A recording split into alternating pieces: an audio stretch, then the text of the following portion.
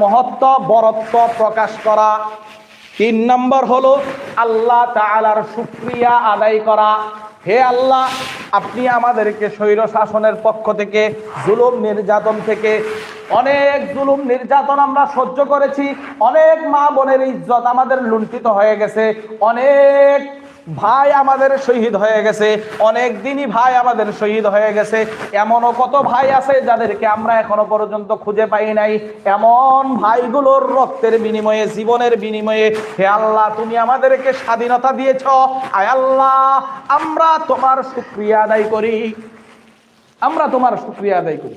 শুধু আল্লাহ তাআলার শুকরিয়া আদায় করতে হবে কিসের মাধ্যমে? বান্দারও শুকরিয়া আদায় করতে হবে।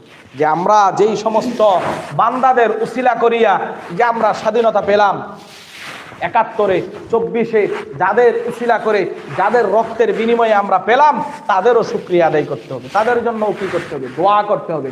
তাদেরকে সামনে পেলে তাদের সম্মান, তাদেরকে সদাচরণ করতে হবে। কারণ আল্লাহর রাসূল সাল্লাল্লাহু আলাইহি ওয়াসাল্লাম বলেছেন, মাল্লাম ইয়াশকুরিন নাস আলাম ইয়াশকুরিল্লাহ। যেই ব্যক্তি আল্লাহর সৃষ্টি